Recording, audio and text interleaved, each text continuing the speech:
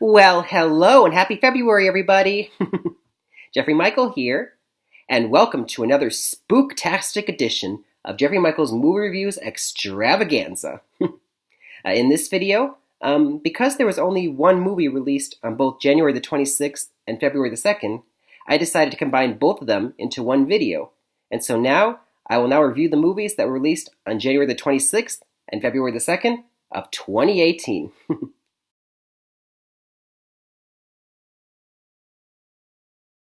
All right, the first movie that I will review from January the 26th is Maze Runner: The Death Cure, rated PG-13.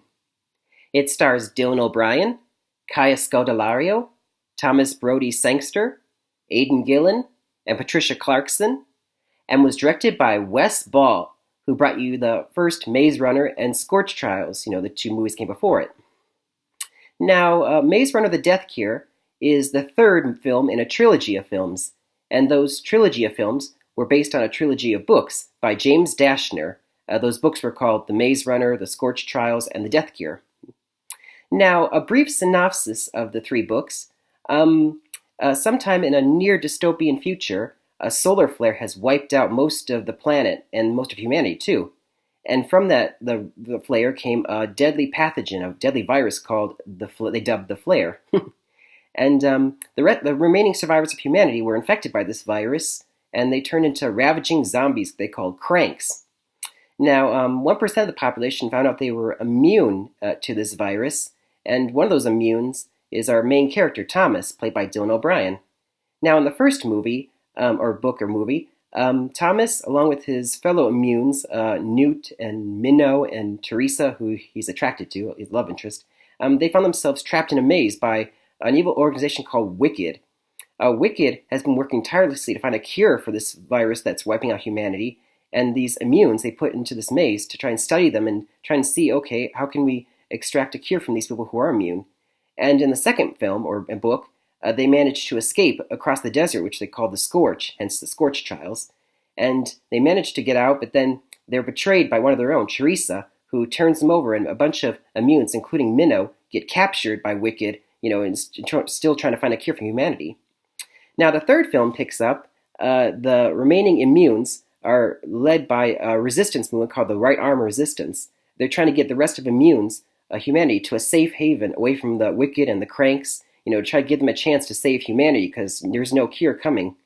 But Thomas and his fellow immunes are realizing, oh my gosh, what about the rest of the immunes that were captured, including Minnow? We got to go save them. And so they set off on one last daring rescue mission to Last City, which is the last civilized city on Earth. It's protected by fortified walls to keep out the resistance and the cranks. And there, Wicked's headquarters, they're trying to, use these remaining immunes to extract a cure. But the problem is, it's barbaric because they have to drain them of blood and put them through electroshock therapy. It's barbaric. So is the cure really worth it if you're doing all this? And they try so hard, but no cure is coming. And so you're left to wonder, should the immunes just go off and, try and save humanity on their own? Or should they really try and get this cure? You're left morally ambiguous throughout this movie. And so you have to wonder, are they going to be able to save, break into the city and save the rest of the immunes and, therefore save humanity? Well, by now, I'm not going to spoil anything for you guys. Overall, this whole trilogy I thought was just been okay at best. I don't know if I would call it a great movie trilogy. I mean, the first Maze Runner, when I saw it, I thought it was a reasonably done adaptation of the book, and I gave it a solid B. I thought it was good. But then the sequel, it's like the Scorch Trials. It's like it's only the thing that has to do with the book is the name. I mean, they went off on their own tangent. It was nothing like the book at all. It's like, what's the point of adapting a book if you're not even going to follow it? I gave that one a C-. It was just boring. And the third film that I just saw, I thought it was better than the second, but not as good as the first. I mean, there's a lot of action scenes, and the acting is still great from the main leads.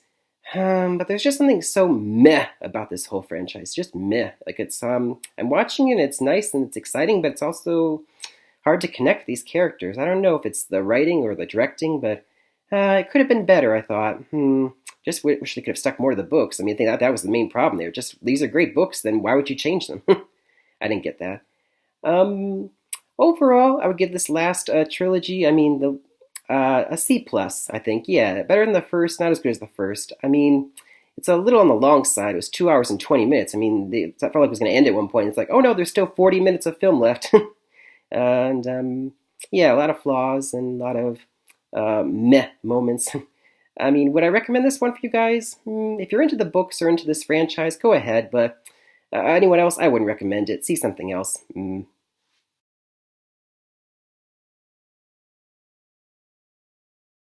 All right, the last film that I will review from February the 2nd is Winchester, rated PG-13. It stars Helen Mirren and Jason Clarke, and was directed by the Spearig brothers, who brought you the film Daybreakers and last year's so-so horror film Jigsaw. So Winchester is subtitled The House That Ghosts Built. It is based on the true story of Sarah Winchester. In 1881, Sarah Winchester became a widow when her husband, William Winchester, who was the major stockholder in the Winchester Repeating Arms Company, that was a gun company, as you would know, and she, as a result of his death, she inherited the company and $20 million. In today's money, that would be $500 million, yeah. So she became the wealthiest woman in the world at the time. But she was also mentally not there because it's believed that due to the death of her husband and the death of her only daughter in infancy caused her to break mentally. I mean, she believed that she was cursed by spirits that were killed by Winchester firearms. And according to legend, it's believed that she sought out a medium who told her to combat this curse, you have to move out west, find a house, and you have to constantly build and add on to this house so the spirits can have a place to live. And if construction ceases on this house ever, you will be joining your husband and daughter. Now, of course, it's speculated whether that actually happened. But what is true, though, is that Sarah Winchester did move out west, and in San Jose, California, just outside San Francisco, she bought out a farmhouse, and she immediately started constructing, used carpenters added on to the house. They worked 24/7 for 365 days a year for 38 consecutive years. Woo, I mean, that's a lot. And today, and the house ended up having over 100 rooms, because there was no master architectural plan, they just added haphazardly onto the house. I mean, there were doors that opened up to walls, or staircases that led to nowhere, or twisted hallways that ended in a dead end. I mean, it's believed that was intentional because she wanted the spirits to get confused and lose their way, or something, I don't know.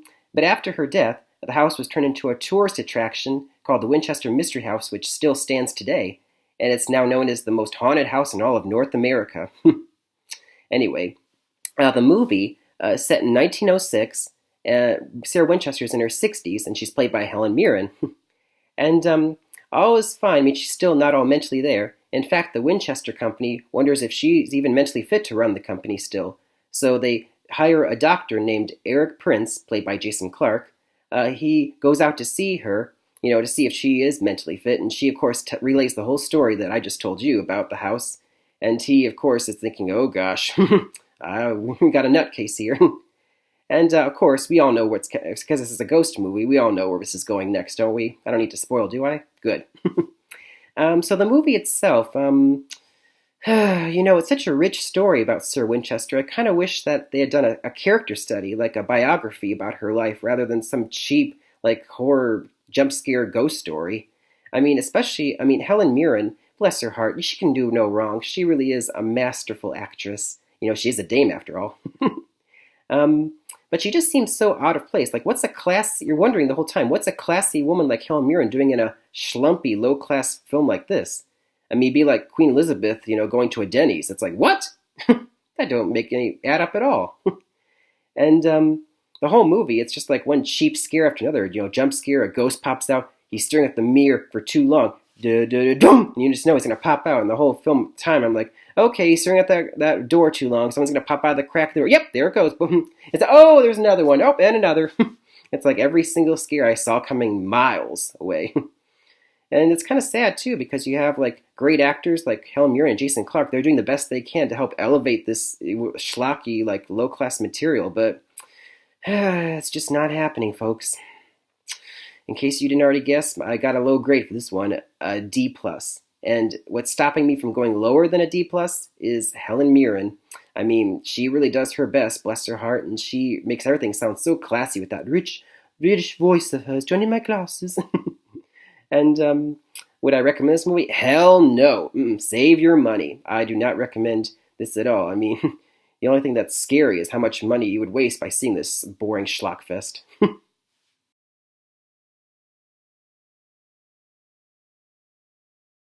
Recap! My attempt at a jump scare there. Lame, I know. Anyway, recap. Maze Runner, The Death Cure, C+. So-so meh adaptation of a book and conclusion to a trilogy of films that could have been much better than they were. Unless you're a fan of the books or these films, go ahead, but I wouldn't recommend them. And finally, Winchester, D+.